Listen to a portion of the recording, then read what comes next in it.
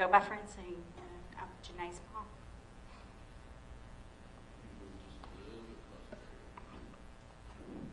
I know you're probably nervous. I am. If you could just do your best to kind of slow down a little bit, because the court reporter's taking everything down that's being said in the courtroom, okay? Yes, ma'am. All right. Now, you don't live in St. Louis, do you? No, ma'am. We live in Smyrna, Tennessee. Okay. Did you happen to be in St. Louis on February 18th of last year? Yes, we were here for a volleyball tournament. All right. Was that the first time you'd been in St. Louis? I think we may have come one other time years ago with my other daughter when she played volleyball. Okay. But I can't recall for sure. All right.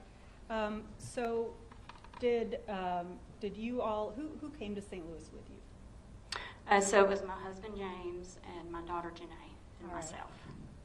And did you attend the tournament? We did. We got here late Friday night. She had played basketball with her school team the night before, so we left really late. We got here like 1 or 2 in the morning, something like that. And then we went to bed. She had the afternoon wave for volleyball. There was a morning wave and an afternoon wave, and she had the afternoon. And so we arrived there about 1 or 2, and Okay. she played. Okay. You know about approximately what time the last game wrapped up? I think it was between 7:30 and 8, something like that. Okay. So after the game, where did you go? So coaches always have a meeting. They had that, and then we started leaving, and we were, going to eat, talking about what we were going to get for food, going back to the hotel. So I think she had the morning wave the next day, which meant she would have to be there at 8. So we were trying to get, home to the hotel and rest and all. Okay. So you said you all were talking about where to eat. Is that right? Yeah, we were talking about the game, how she played. She did really well, and we were talking about going to Cane's or pizza. We were debating back and forth which one. Okay. And were you walking, in order to get to the hotel, did you have to drive there? Yes, we had parked. We had a hotel away from downtown, and we had drove our car and had parked it. And we had, walked down the streets, and we're headed back to our car Okay. to go to eat. And as you're heading back to your car, were you at an intersection? Yes, we left the tournament and we were walking back, and we came to the intersection where the collision occurred. And From your line of sight at that intersection, could you see your car? it was directly across the street, as close as the audience is. All right. And so is it you, Janae, and your husband, James, standing at the intersection? Just the 3 of us, yes. And at our section, there was other people in other corners. Okay. Was downtown pretty busy that night? It was really busy. The way it is the evening wave. The afternoon wave would let out at the same time for most games. So a lot of people were starting to come. I think we may have gotten out a little earlier than the other teams on the other courts, and we were headed to our, to get food and stuff. Okay. Did you make it to your car?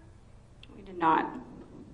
Can you tell the jury what happened as you were waiting to cross the street? Yeah. So we heard a roaring engine. You heard it. You couldn't see any lights or anything. And we heard it, and we kind of stopped to look. And Janae said, "Get back." And then all of a sudden, we saw the lights of the car coming toward us. And that's when we just kind of all tried to get back out of the way. And I heard a collision. And then I heard a really loud collision, like directly behind us. And it was like a bomb went off behind us.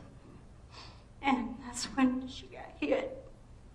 And then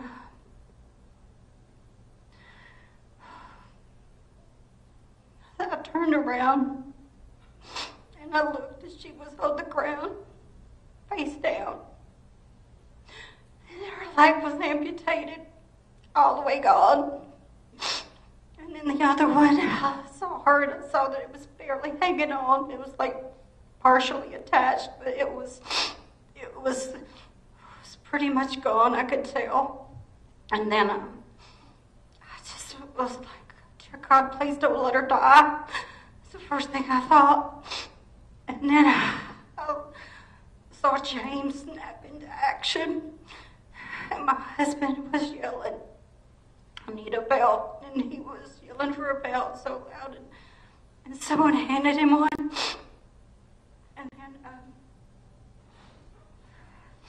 when he started yelling, it kind of snapped me into action, and I ran to her as well, and she, the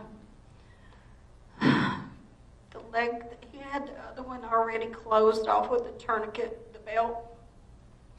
And we had some little fleece blankets that, like, the girls at the tournament always lay around, and they, lay on the blankets and stuff in between games. And then we had the blanket, and I grabbed it, and I had to lift her leg. When I lifted her leg, I could feel the tissue of the skin underneath, because I was trying to get the blanket under it.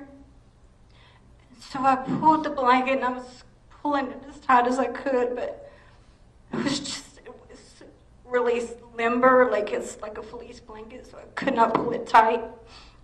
And when I got it as tight as I could, James started yelling, we need a belt. And when I heard him yell, I started yelling as well. And so I started yelling, I was pulling it, and I was yelling, I need a belt, I need a belt. And I looked up, and I saw one person, just like you're standing there at me, coming toward me, and he was going like that, and he was taking off his belt. And so I was just like, part of me was just so like, thank God. So when he got there, I couldn't do it. I couldn't maneuver the belt to do it. And so James took over, and he was like telling the gentleman, he's like, do this, do that, and he was helping him, and he was telling him what to do. And so I left because I knew James had it under control. So I ran around to Janae, and she was still laying face down, and her face was turned this way away from me. And so I lay down on the ground on my stomach, and I lifted her head up because her face was on the ground. And when I pulled her up, I turned her around, and her eyes were so weak, I didn't know if she was going to make it.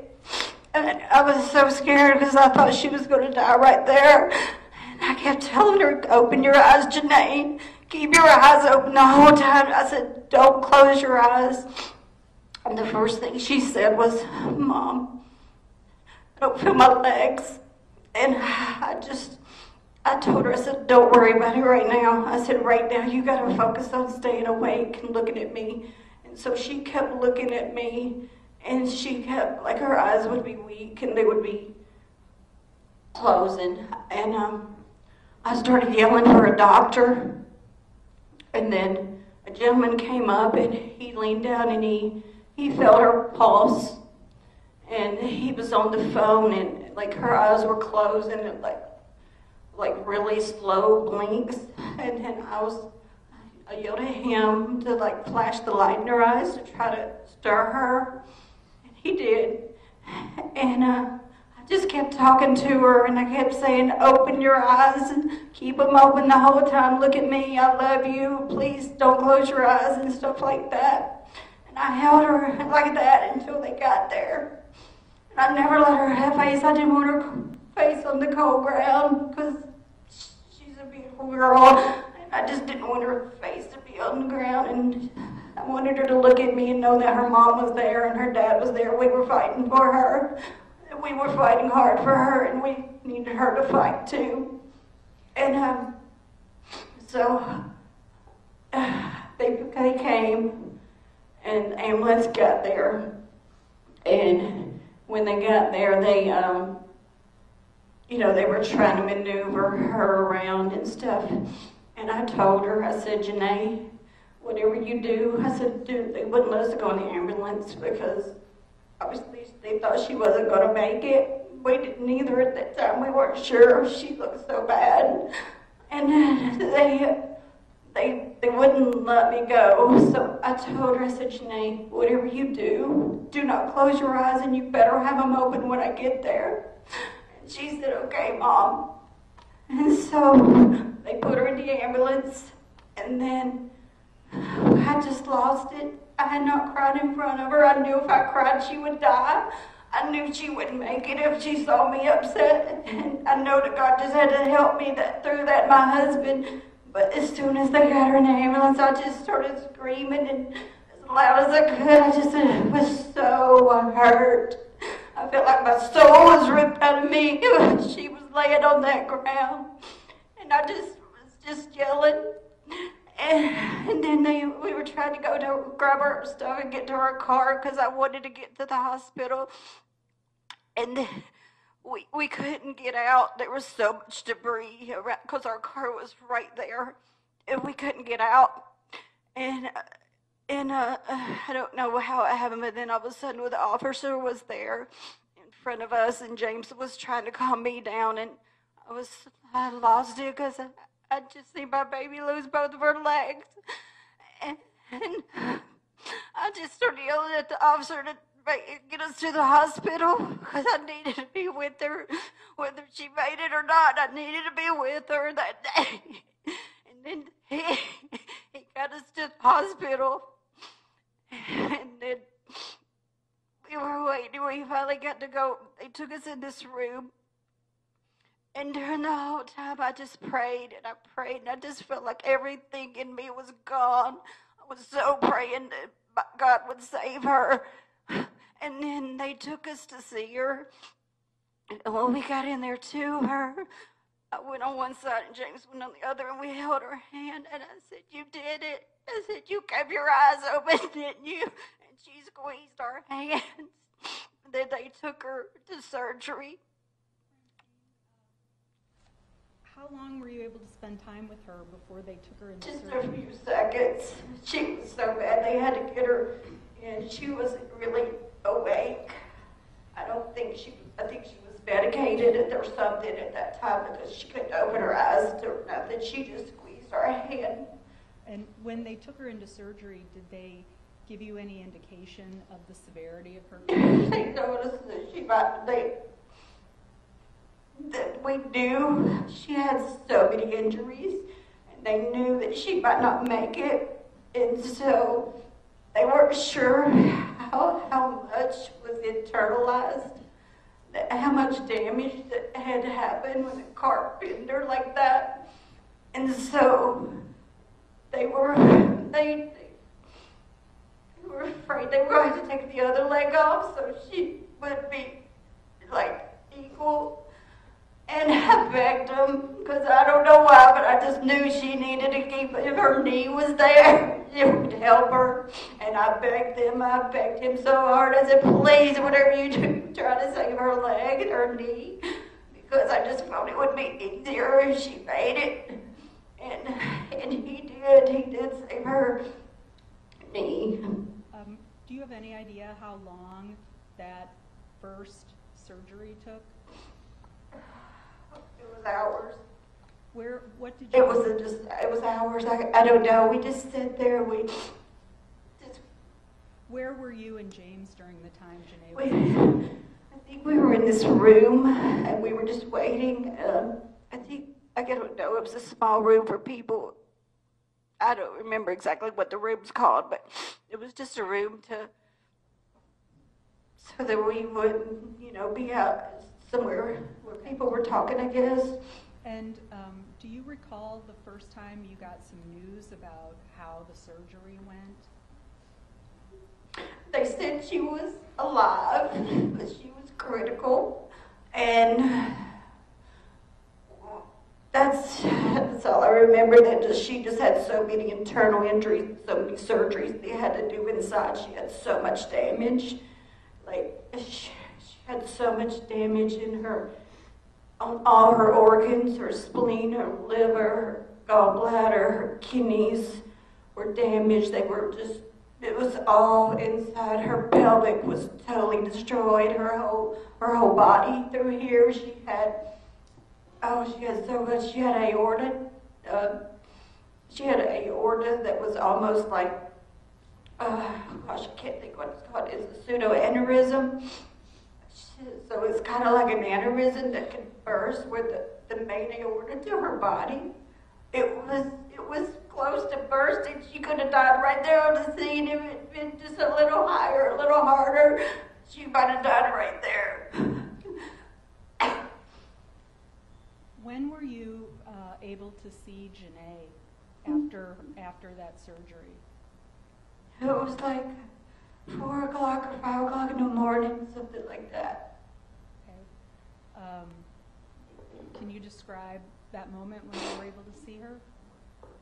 She was just on a breathing machine. She wasn't alert or anything.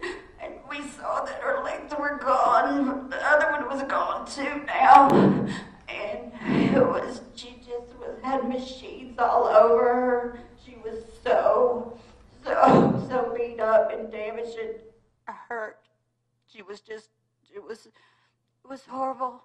I don't know how we survived it, seeing her like that the whole time, but I was so thankful that she was still with us, but she was beat up, she was scarred up, she had damage on her body, wounds, and then she was just, her bottom from like here down was just tore up. Do you know how long Janae was in the hospital here in St. Louis? We were in St. Louis and SLU for 2 weeks. It happened on a Saturday night on the 18th, and we transferred Life Flight to Vanderbilt because we're from that area, and it was just very hard to be here with all the surgeries, with all the stuff that was going on with her. We needed to be closer to home. We had no family here. We had no friends. We had nobody because it was a volleyball tournament. And she needed, when she finally came to, and her dad had told her and that she lost her legs, she needed people around her. She needed her family. She needed her friends. She needed her brothers and sisters and everybody with her. And so we had to get her flown back, and we went back like March the 4th was the day we went. And we transferred back to Vanderbilt Children's Hospital.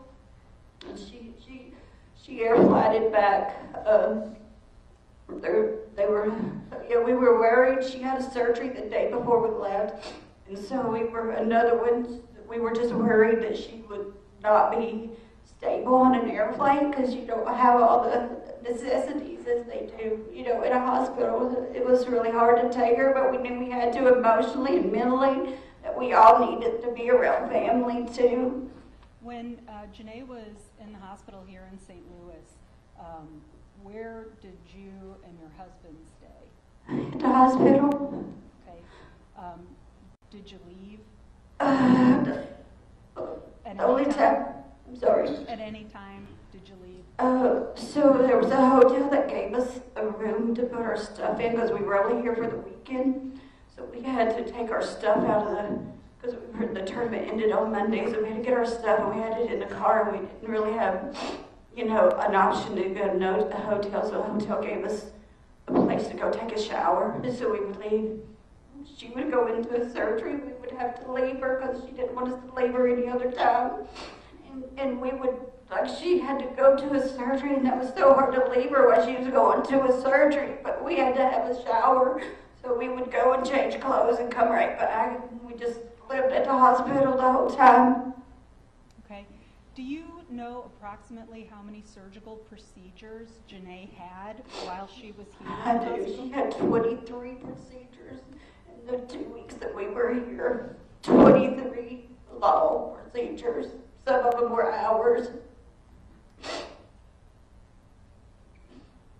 And then she's had 6 more since then. 6 more procedures? Since we've been home. And she has more to go. Okay, so were the other 6 procedures at Vanderbilt? Yes. Okay. And she has additional surgeries that that she has to undergo as Yes. well, correct? Correct. All right. Let's talk about, do you recall the moment that Janae woke up and you were able to talk to her? Yeah. Can you describe that for the jury, please? So on the scene when she was yelling, I don't feel my legs, I think in her heart she knew that she couldn't, and we weren't telling her because there was so much she was hearing, gave her all of it. And so when her dad told her, she just said, "Dad, I love you." And she just sat there and we all hugged her, and it was just hard. I think in her heart she knew she lost her legs, even though it was the first time. Okay, was that at the scene or at the hospital? That was at the hospital. Did she ask any questions? At the hospital. Right. Yeah. She, first thing she said to me was, we were just me and her. She said, "Mom, I'll never play volleyball or walk again." And I didn't know what to say. I told her we'd be okay, though. We would fight, but she would love her sport. She loved, she was an active kid, so it was a hard thing for her. She's struggled. It's a lot to learn to walk. It's not just like you put on a prosthetic and you go. It's a lot. She's had so many surgeries to help her get to that point. Let's talk about her treatment, and I also want to talk about later her emotional state and some of the emotional issues that she had to overcome, as well as her physical injuries, okay? So let's talk about when she went to rehab. Can you tell the jury what kinds of therapies she was having in rehab? So when we went back to Nashville, we were in the Vanderbilt for 2 weeks before we went to rehab. And during Vanderbilt, they started the therapy sessions with her, trying to, because you have to learn your whole balance and even set up again, because she had no way to balance herself. And so they started the therapy like the 3rd or 4th week at Vanderbilt, small amount of transfer and trying to get her to move and stuff. When we got to rehab, we went to occupational and physical therapy every day. It was an hour and a half to 2 hours for each one. And so every day we had to go to therapy, and she had to learn how to take a shower again. She couldn't take a shower. She had to learn how to do everything again, from just building up her muscles, and she just had she had lost all of her muscle tone, and being like her body was so impacted with the trauma that she couldn't just do what she did before. She didn't have that strength anymore, so they started working on trying to get her strong again, just even her core strong again. At some point, was Janae able to come home? Yes. So we spent 2 weeks in rehab, and then we came home on the 31st of March. And when we came home, we still had to continue all that, and then we started to have to do our own wound care. Me and her we had to, because she had such horrible abrasions and the skin grafts and stuff. It was so much injury to her legs and to here and here, and even on top, we had to do wound care. What did that involve? It was, so every day we would have to clean her legs. And I have no background in medical. It was a hard thing to do, but we had to clean her legs and keep her from getting infected and the germs. And it's like open wounds. And then we had to Vaseline it. You put this thing called 0-form on it. And then we would have to wrap her legs. And we would do this every single day. We had to clean her legs and take care of her legs every single day. She had to have shots in her stomach she had blood clots in her lungs. She had so much going on internal, and they were so worried about the pseudoaneurysm bursting.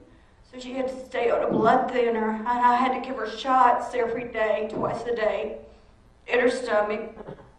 I'd never done anything like that before, but she had to, endure a lot of that pain with the legs because that was the most painful. Taking off the stuff and then putting it back on each day. It would be open wounds. It would be bleeding. It would just be horribly, exposed. It's like a big injury, and it's a raw wound, and you had to take care of it, and you had to clean it, and make sure she stayed without germs and infection. Francine, how did these injuries and the manner in which it occurred, how did that affect Janae emotionally or psychologically? So Janae, she tries to be tough for everybody else because she doesn't like to see us hurt. But she was depressed, I could tell. She knew that we tried to keep things moving, and so she was very depressed, and it was hard to keep her from, how do you keep somebody being from depressed that their whole life just went from this to this, and you're laying in a bed all the time, and you're having to have wound care, so she was not good. She wasn't good at that time. What was her activity level before her legs were crushed? Janae has always played sports. From a little girl, she was 3 years old, she started playing softball and dance. And she's always played something. She did cheer, she did basketball, she was doing something always. And at the time when this happened, she played basketball for her school, she played volleyball for her school, and then she played club volleyball as well. And then she had her other school activities, but some days she would go from a basketball practice to a volleyball practice. Before she'd even come home, she might do 2 or 3 hours a day of activity. And like we played Friday night on the game, and then we left up here to come play a tournament. And she wanted to play that game because it was her team, and she didn't want to leave her team in district playoffs. And that's why she stayed to play Friday night, and we came up late because she was a good team player. She was a starting player for the basketball team and her volleyball teams too. She was always busy. All right. And did she experience phantom pains in her legs? And can you tell us what phantom pains are? Yeah, so phantom pain is, so when you have an injury to your nerves, your brain is using your body going all the way out, right, to into your foot. So she would have pain. She could feel her leg out there, and her body was would have such a pain in the legs because it was not able to go anywhere because there was nowhere for the nerve bits to go. But she also would feel one thing when we were in St. Louis, she had so much nerve pain, we would have to do what we called cupping. And so like if this is the end of her leg, I would be on one side, her dad would be on the other side. Her pain would be stabbing nerve pain, and we would have to cup her leg and squeeze it so that she trying to help the pain stop. And one thing we had to tell her over and over, because you kind of had to like retrain your brain. We had to tell her over and over, your leg stops here, you don't have a foot, you don't have a leg, and we would be cupping it, and we'd be telling that over and over, because we wanted her brain to learn to stop trying to send out the nerve activity. And there was one time she told me, she was just screaming in pain, and she was on a lot of hard drugs then to help alleviate the pain, but she told me she felt like her toes were just being ripped apart. It was the phantom pain, and she just felt the pain of the toes just being ripped apart. And all you could do is just sit there and you try to cup it and talk to her and tell her that it, it's so hard too to say that to your 17-year-old, to say over and over and over, your leg stops here, you don't have a foot, this is the end of your leg. And she was in so much pain, she just would scream. They would have to give her the hard drugs to sometimes knock it out. She was on like 3 different nerve pills, like I can't remember all the names, Atarax, Ativan. She was on oxycodone, Dilaudid. She had so many drugs that they just had to keep her to try to null the pain a little bit, but it didn't ever knock it out. It never knocked it out. We would spend nights after nights for the first 2 weeks. We were night after night. We would be up all night. James would be on one leg and I'd be on the other, and we would be saying that over and over again for hours. And it was just her body was trying to send out just something that wasn't there. It just was gone.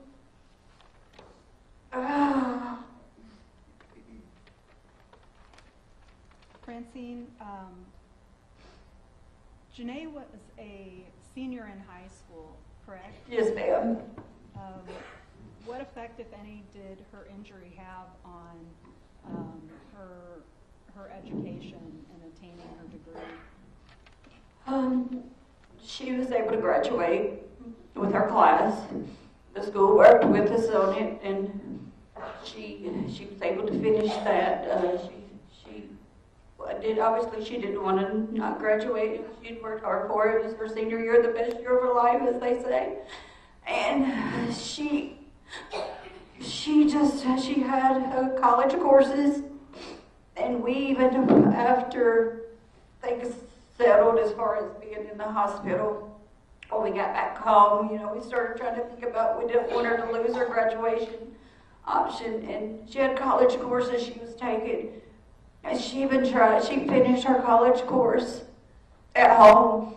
Like the teachers worked with her, let her do it, and she was able to, it was hard, don't get me wrong, it was a lot because we was constantly still dealing with a lot of pain, but if she had a reprieve and stuff, she would work on her documents, and so she wanted to graduate as any senior would. And still suffering from excruciating pain and emotional trauma, she was able to complete a college-level course? She did. All right. But, it took us a little bit at a time. It took us weeks to finish what she probably would have done in a day or two, but it took a while. She did it. She was determined to do it. She was. She wanted to graduate, and she didn't want to drop her stuff.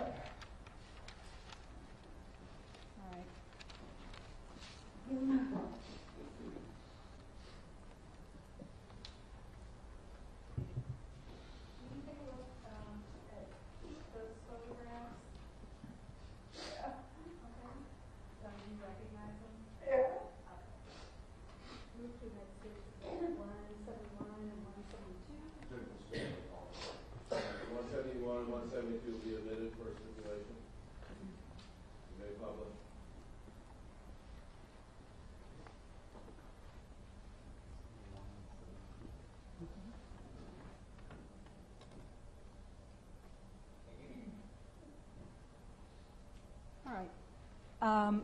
Who is that in the photograph with Janae? Janae's the baby of our family, and that's her second sibling.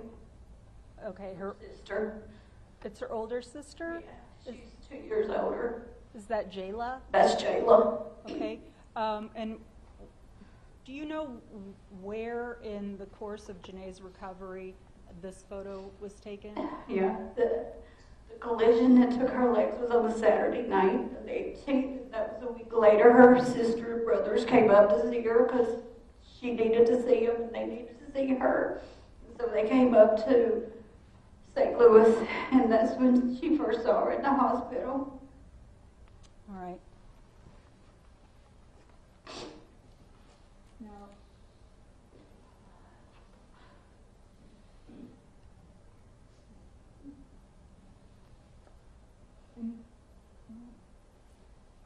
photo, Francine, what are we looking at?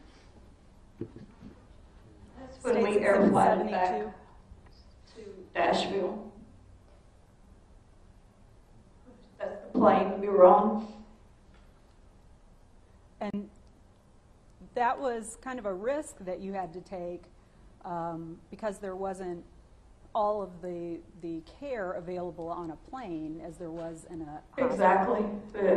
They're equipped with a lot, but, you know, in a severe case, there's not going to be a hospital. So you had to balance that risk with the Mental risk, the emotional risk that she was facing right there, because for James and me, it was already very trying to be here for 2 weeks with nobody here, you know, no family, no friends, no emotional support, and she didn't have anybody. The only time she saw anybody was her sisters and brother that time when they come up, and you just can't go through something like this with so much hurt and so much pain and not have the people you love around you to say, you know, I'm here for you. And she has her mom and dad, but it wasn't enough just to have mom and dad 2 weeks in. And from a mental perspective, we made a decision to try to fly her down there, and we figured out how to pay for it, and we got her out of here, and we took her home because she needed to see her friends and her siblings every day, not just once in a blue moon. And her niece and her nephew, she's a big part of their life. She was actually a coach for her niece's basketball team when this happened, and so she, you know, she needed to be home around people that loved her to give her that support too. Francine, what if any accommodations had to be made at your home for Janae after her legs were both amputated? So Janae's room's upstairs. And one thing that I always think about is how she used to come bouncing down the stairs so fast every morning, especially the morning that she was signing for the college team that she had signed for. Like, she signed on Thursday to play with her college for volleyball. And she had come running down the stairs, excited, because she said, I made my decision. And she had her letter and she signed it. And I just always think about that how she was so excited, and she enjoyed being her own separate place away from us, you know, because she's 17. She didn't want to be around her parents, but she couldn't go. She's still downstairs. She couldn't go back upstairs. We had to get ramps put in. We had to alter our bathrooms. We had to make a makeshift room for her because that's the only place she could get the chair and, you know, the legs at this point. So it's hard for her to be constantly around her parents and not have her own living space and having that independence that she always had, because she was a very independent person. Stairs are there going up to the second floor where her 16. bedroom was? 16 stairs? There's 16 stairs in our house. All right.